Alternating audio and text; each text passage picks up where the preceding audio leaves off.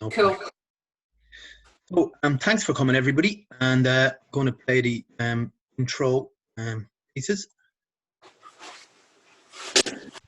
If everyone turns themselves on.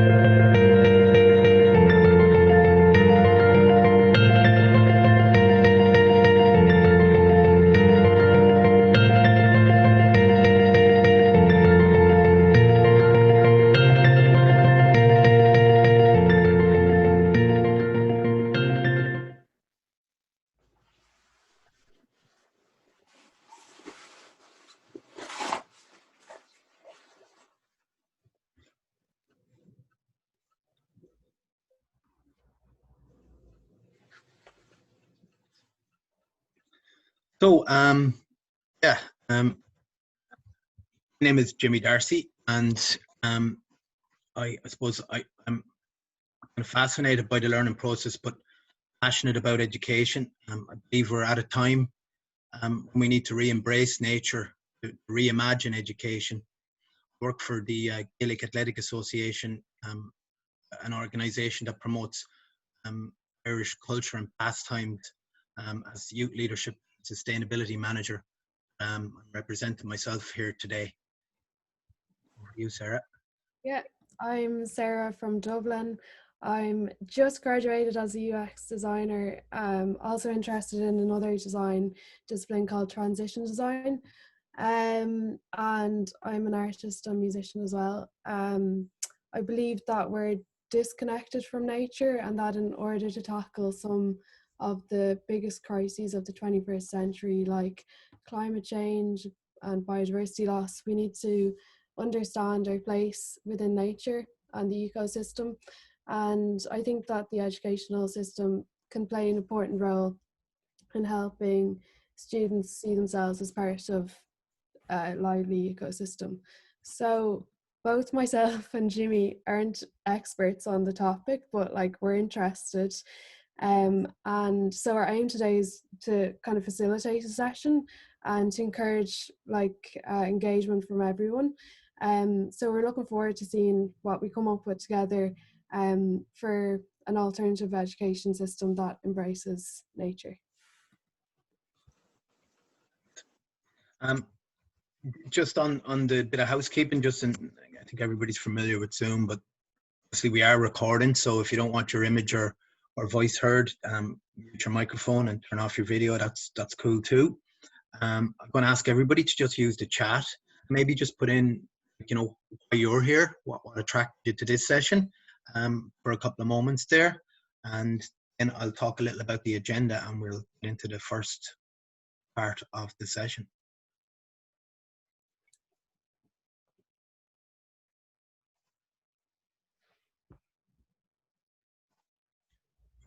Somebody else going to join us now?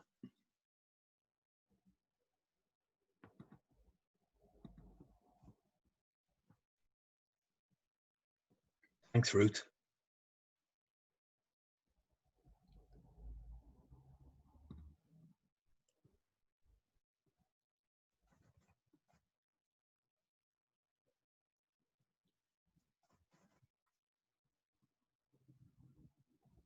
Sharon.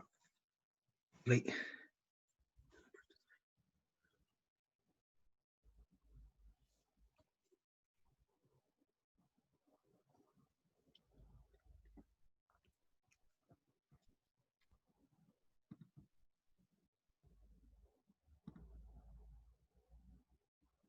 Thanks, Mags.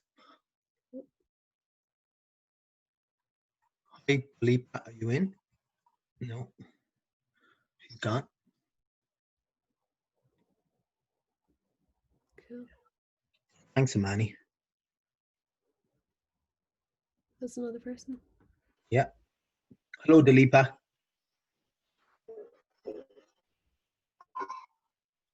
Thanks for coming. Hello. How's it going? Hi. I'm just using the chat to ask people, to invite people to just maybe put in why they're attending the session, and just about to move into the main part.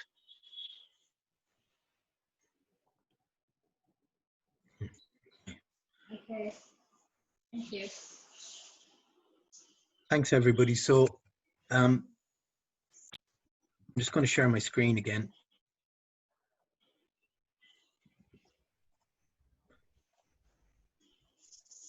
And this is an overview, I suppose, of the path of the session. So first, we're going to present some images and sounds that Seth and Sarah, prominently Sarah, has together, that hopefully reflect biodiversity and nature. And we're going to go through a few minutes of reflection, so you can maybe reconnect the sensory experience that you've had that was influenced by nature.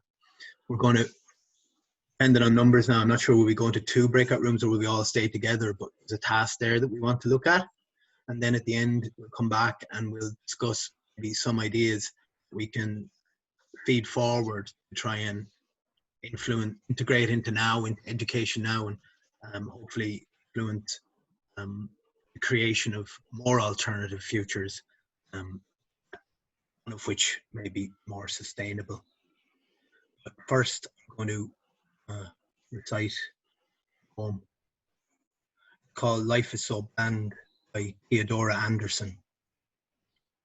Beware of poisons, butterflies shout. So do the ladybugs and bees wearing their gas masks. Super weeds on steroids declare war on man, while diseases thrive in every corner of land. With no diversity, life is so bland.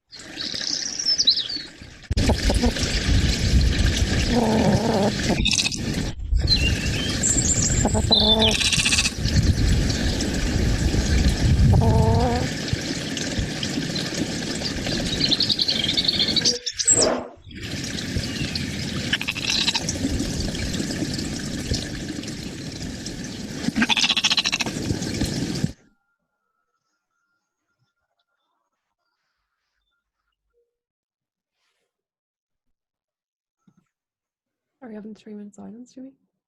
What do you, Sarah? Is it the 3 minute silence now? Yeah. So we're going to have a 3 minute silence, and we kind of want you to recall your own sensory experience that you might have had with nature, or where you felt connected or part of nature or part of the ecosystem at large. So it can be, you know, from any time in your life that you felt that. And if it helps, you can turn off your video or close your eyes. And then when you come back after the 3 minutes, we'll invite you to share a few words in the chat, or you can say a few words. Or if you have a notebook, you can draw a little sketch and hold it up to the camera. So for example, you could think about the sights or sounds, the touch, taste that you recalled, or the particular location if it was urban or rural, or just how it made you felt in general. So we go into 3-minute silence now.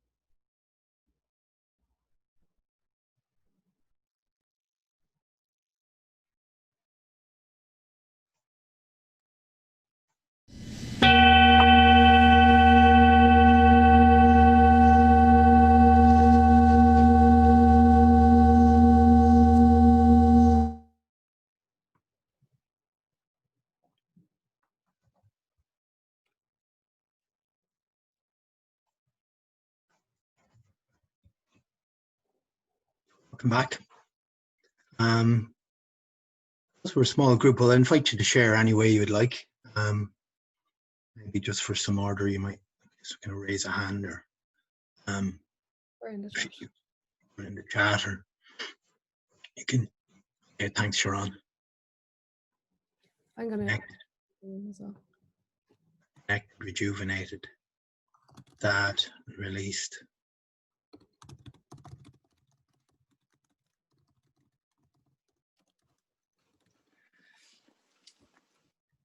Well, I'm going to start then and say that I find it really hard to live a life that's not connected in some way to nature, really. So, like from early memories, lots and lots of very rich experiences. But whilst I was doing that 3 minutes, like I've lived now for about 25 years with a chimney in a living room. Now that's a brilliant little funnel to the outside. So I was thinking about this Canadian musician. I can't remember his name. He's a really elderly guy, but he once did this beautiful set in Glasgow where he had this tiny teapot and he put a microphone inside it, and they recorded some music. It was the Beatles, I think, Strawberry Fields. And like when he lifted the lid, it came out like musical steam. And it was beautiful. And like, in a way, that's what my chimney pot is like. So if there's a dog barking outside, the sound comes down the chimney and into my living room. So I catch like snippets of conversation and crows and dogs and whatever else was going on. But today it's really windy on the west coast, so I'm getting lots and lots of wind down my chimney and whistling around the chimney lum, and it's lovely. I love it. It's nice. It's a nice connection. Thanks for that, Sue. Yeah, I love that. The outdoors, indoors. Indeed, without having to go outside. Though I do spend a lot of time outside. Anybody else want to say anything or add to what they've said? I think I've put a mixture of things, because I think I've seen in my life just such a range of different sensorial experience of nature. And as a, you know, I've got 4 children and I live in Edinburgh, but I do try and get out as much as possible, and that's been a really big thing, I think, just during this lockdown period. A kind of a reassessment for me, especially as a biology teacher, this frustration I've always had with how comes I'm teaching biology within a lab, and I always do tell my kids in my class, this is the worst place to be learning about biology, to be honest. I'm quite, you know, open with them about that, and we do try and get out as much as possible into nature, being part of it, because just as a way that it can de-stress and kind of click you out of that whatever's bogging you down. Doesn't take away the problems, but it maybe just gives you a little bit of time to take a breath, and in that time maybe a different way of dealing with whatever problem is there. So I'm quite keen to, you know, keep tying that, because I think it's the best gift you can ever give a child is a love of the outdoors. You'll never have a friend, you'll always have a friend, there'll always be somewhere you can go, and that's the kind of way I look at it, as the love of the outdoors is a gift that you can give to other people. So which means it comes with pain and sorrow and sadness and thunderstorms and fright and fear and dizzying heights you've got to climb, and then, you know, all of the different human emotions can almost be mapped to a landscape or a type of you know, natural experience. So yeah, that's kind of my kind of take on it. Right. Thanks, Sharon.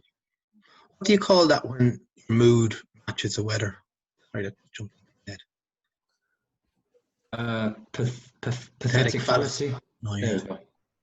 Reminds me of that. Or like walking through sadness in the land, which is a phrase of an Irish philosopher called John Moriarty. Sarah, do you want to talk a little bit about what you said there in the chat? About, well, me and Jimmy were having a few conversations, you know, before doing this, and I was saying I was trying to think of my own sensory experiences that I've had with nature, and every single one I was from the countryside.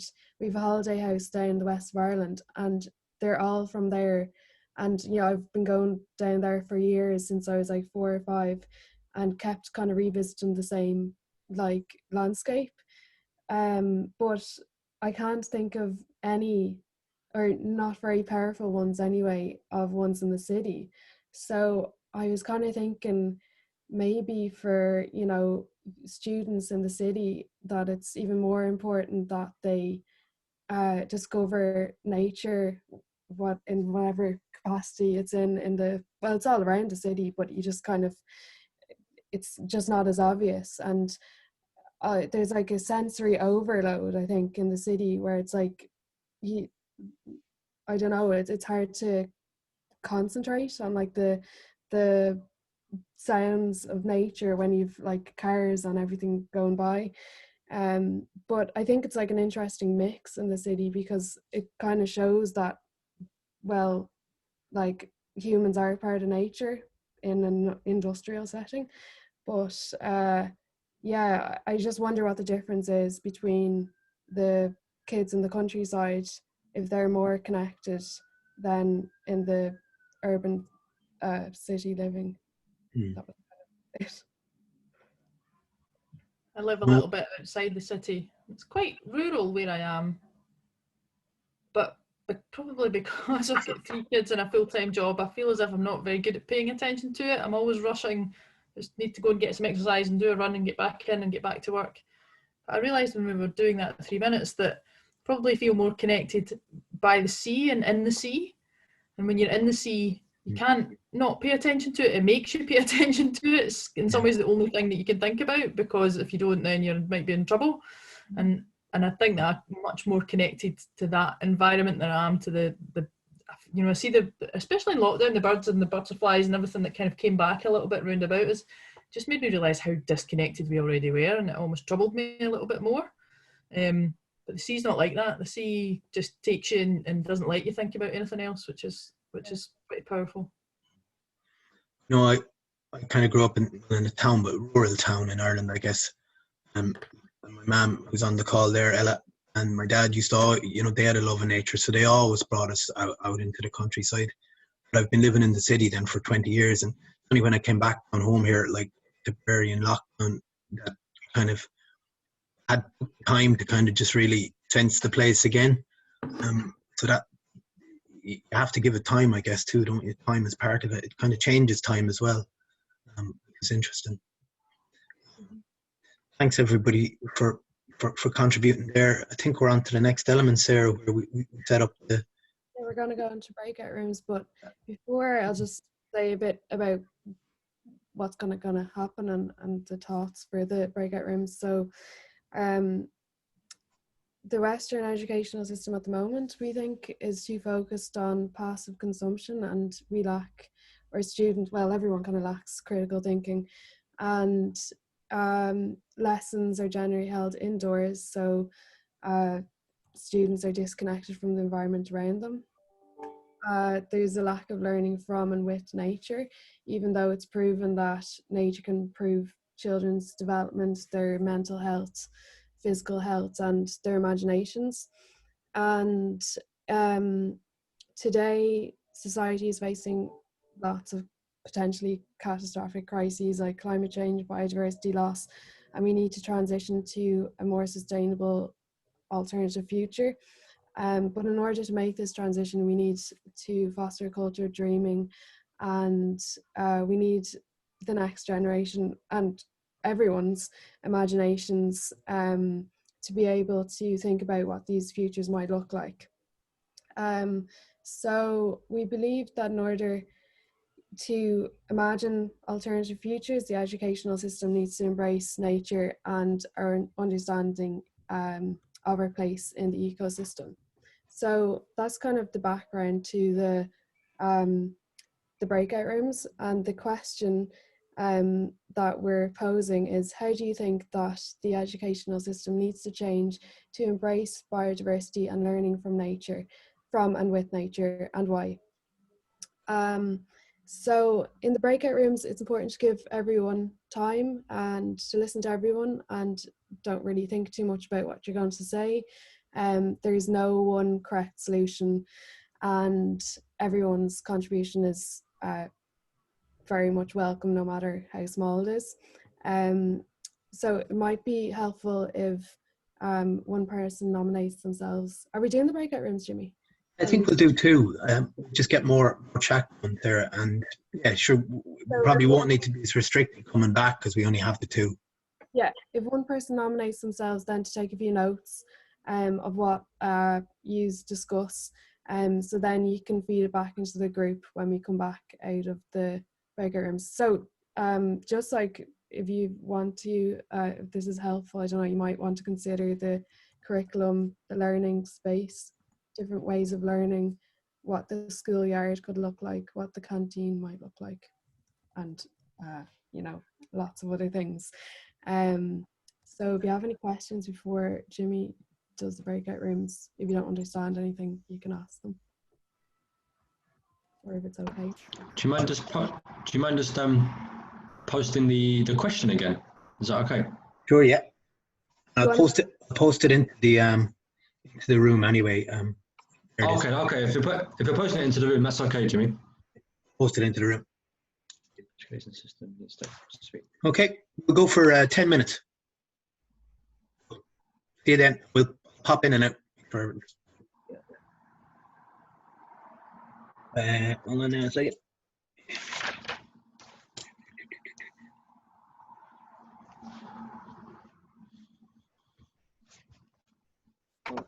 I'm joining the breakout room. You don't have to.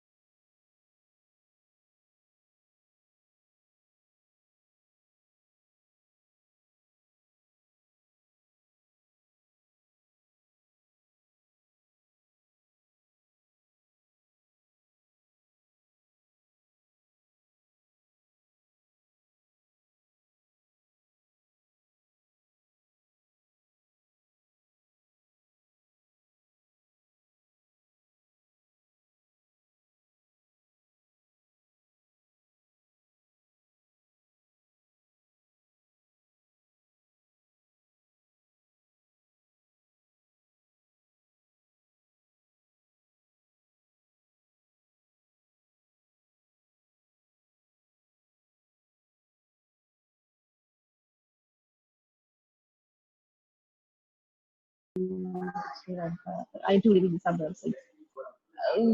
Comparative to any major city in the world, I guess Colombo is still pretty green, I would say, but it's not as green as it used to be.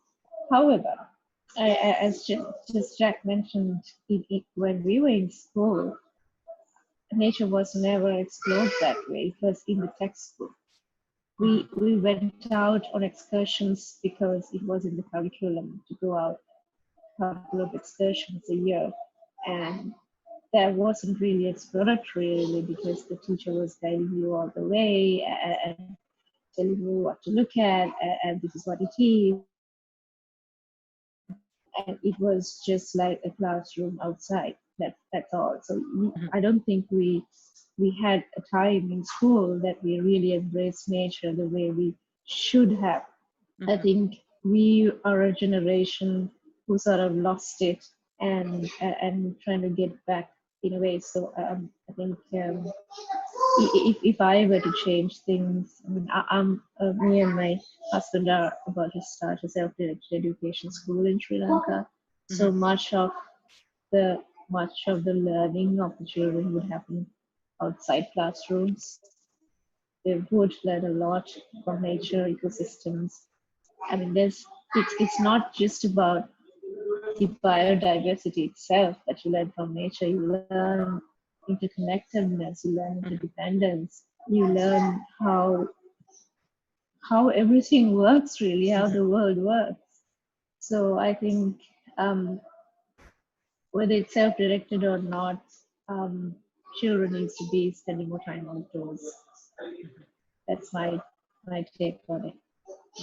Just a 3-minute time check there, folks. All okay? Yeah. Thanks. Okay, so I think I was very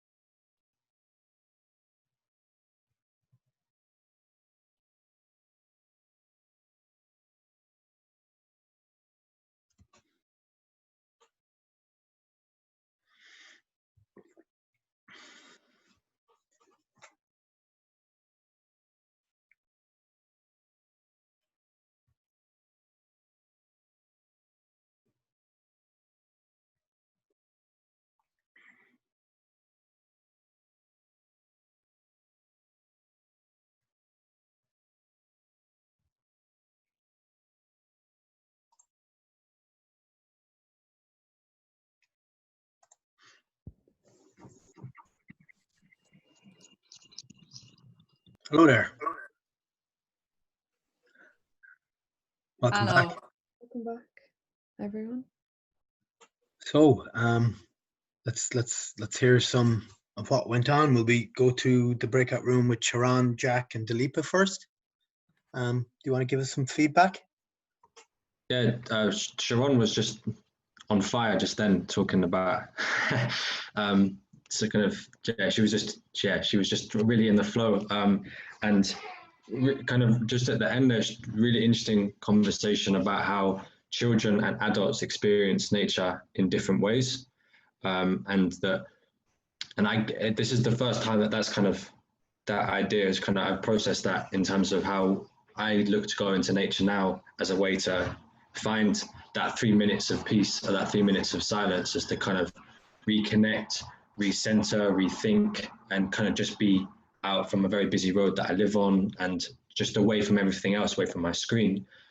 But children experience nature not as their, if I'm correct me if I'm wrong, Sharon, where you said that they experience nature in a different way because they're not disconnected. They might not be disconnected from nature. They experience it as a way to explore, and Sharon was talking about her kind of personal experience of growing up and being in the woods every morning with her family and her father, and how that is being creative, running around, writing poems, finding flowers, exploring, and kind of just that difference, I think, is something that we need to kind of acknowledge, and maybe that can inform the way that we then think about kind of alternative ideas of how to bring nature within. And then we kind of also talking a little bit of myself and Dalipa were talking about growing up in a city, and the difference that is in kind of the only thing that I can think of being at school was that we had this top field where we did PE. We played sport there, but we didn't explore the woods. We didn't kind of explore what it was to be outside in a kind of completely kind of bowl-shaped green space. We never did any of that. And I thought that is a huge missed opportunity. Whereas now it's taken me a while to reconnect with what nature is. Sorry, that was a lot of information at once. I think I've captured all of it within that. Can I ask a question about the how children and adults experience nature different? What stage in life then do you think that we become disconnected? I think part of it is I think it's when you are it's taught out of you. I'm really quite passionate about the fact that you suddenly are taught that these very natural influences that you have inside of you to explore, be part of, and just take things for what they are within nature is suddenly not a part of your repertoire of languages, emotions daily. And I do say, even as a teacher, I do think it's when they start to go to school, unless there is a purposeful intent with the design within the curriculum in the school, that continues. And I think that it's the when I talked about redesign earlier, I think it's the deliberate design of reconnecting children with nature that has to be fundamental to the pedagogy in the school. Otherwise, they're just not out of it. Then they're just not in it enough. You know, it ends up being something that you do on the weekends, or it just and it becomes very much driven by how the parents are working and working patterns, and then it just the habit of it is lost. And I think then, you know, so I think it can be taught as a way of being. Thanks, Sean. What about your group, Sarah, with Sue and Mags? I was the one who was telling people to write notes, and I forgot to write anything. Man. But well, I'll share my idea anyway, and then maybe the others can say, because we have a little bit of time. But my idea was that every school should have their own garden that should be run by that's for the students and run by the students, and that there'd be kind of 3 parts to it. So they learn how to grow food, and then also have a maybe a patch for increasing biodiversity levels, then that they would use their produce, bring it into the canteen and learn how to cook with a home economics teacher. And then they would also run the canteen, so they would develop like interpersonal skills there. And then one thing I mentioned that Sue kind of picked up on was that I thought that the older kids should teach the younger children how to grow, and that this would kind of be maybe how it would function without the supervision or the of the older staff. And then Sue was just saying something about, well, do you want to jump in? I just generally think that classes shouldn't be they shouldn't be horizontal. I've always thought that it would be really handy for me I think it would be handy for children actually to just have a cross section vertically through age range rather than horizontally through age range. I am teaching in the primary setting, but actually I could see how that would work in the secondary setting as well, actually, really, in terms of that kind of social sharing, really, and responsibility that people take for, older people take for younger people, and just generally would help. But that wasn't necessarily talking about ideas in terms of like how to live and learn alongside nature. I'd really like to have no school and no classroom and just hook up in different places on a daily basis, and then just take it from there. That would be good. And we'd get there by bike. Brilliant. Or walking. I like that kind of micro intergenerational idea of, having. Yeah, I think like, because you get like, there's like when kids are together in that same age, then there's so much kind of like competition, and like, people can be mean to one another, and like we use the word bullying, but I'm always a little bit kind of, I don't want to introduce that to my conversation, really. But vertically, you do get people wanting to take care of one another and to listen to one another. It's nice. Thanks. So I am conscious of time, and we were asked to kind of finish on time, so I think we'll keep moving now. You can, everybody, if they don't know, you can, using the 3 little dots, save the chats. There's really some really good ideas in there. Did you save that to me? Because I'm not sure how to do that. Yeah, I've it saved there. Imani has something similar to what Jack was saying about forests, school forests. If you want to just quickly jump in. If we've got time, it was just briefly. It was just talking about forest school and how we often do that in primary age children, and allowing them to explore and be out in nature. But I often, when I've done forest school with children who have, I say, perceived barriers to learning, because I don't think children actually have barriers to learning. It's just about the accessibility and how we engage with them when they are out in nature. And I've done sessions with them being outdoors. It's liberating. So it was just about how we take away the chairs and the tables and have different spaces where children can learn and just be, was just all I was touching on, really. Thanks, Imani.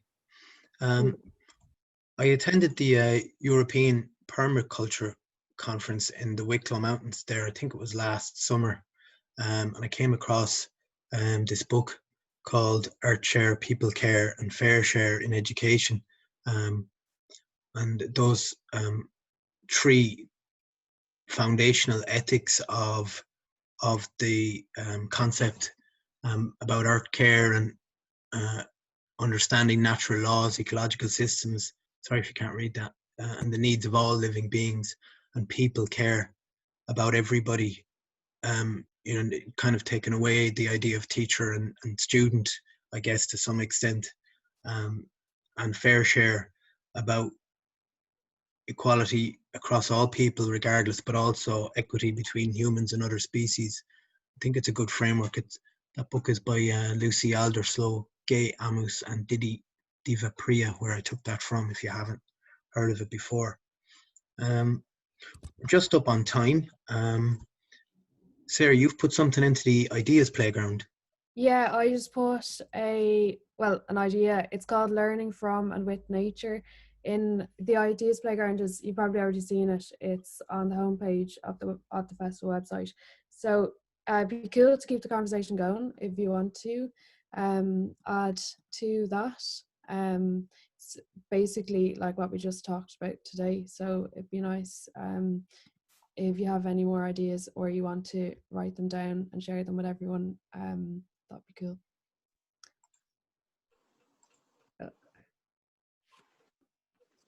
Gorv Mila Magwiv is Osgoelge for 1,000 thank yous. Thanks so much for coming. It was really lovely to hear your ideas and for you to give us the time of being here. So really feel privileged about that. Thanks very much. Yeah, Thanks so much. That was lovely, guys. I really, really enjoyed it. Thank you. Thanks, Ruth. Thank you. Thanks, everyone. Thanks.